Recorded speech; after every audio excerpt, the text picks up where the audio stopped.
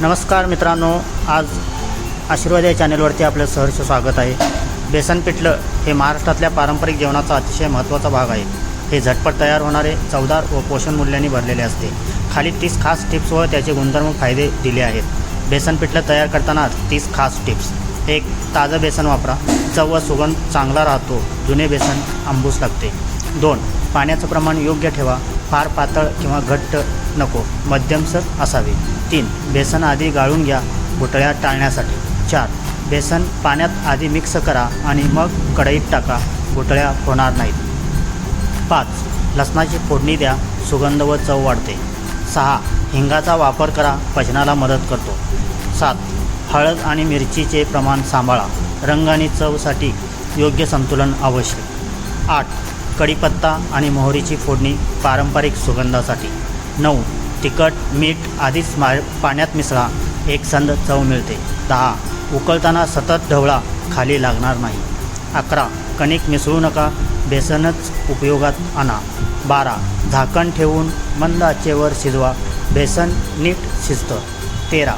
कोथिंबीर शेवटी टाका, रंग व चव ताजी राहते। 14. तुपावर फोडणी दिल्यास अधिक चवदार, पौष्टिक व खास चव। 15. कोमट पाण्याचा वापर करा, बेसन मिसळताना गुठळ्या होणार नाही। 16. आले लसूण पेस्ट घाला, चव वाढते। 17. ताजं लिंबू पिळा शेवटी, चव टवटवीत राहते। 18.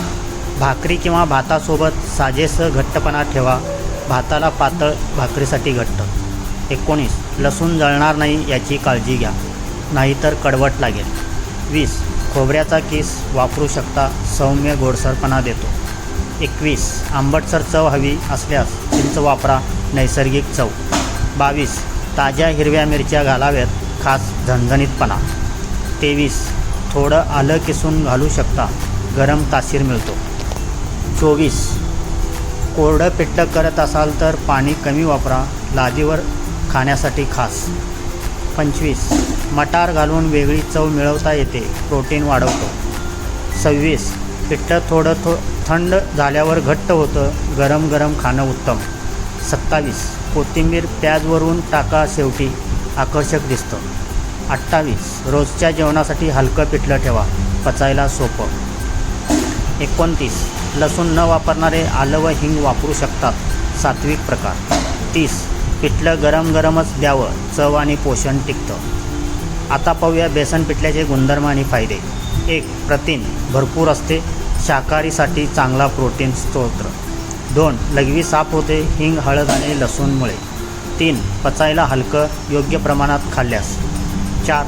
थकवा कमी करतो, प्रथिन व उष्णता यामुळे। 5. शरीर गरम ठेवतो, विशेषतः पावसाळी व हिवाळ्यात उपयुक्त।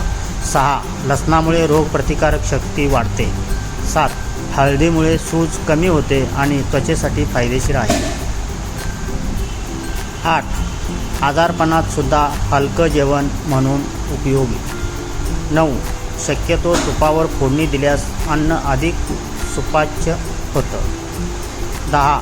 कमी खर्चात पौष्टिक व चवदार पर्याय।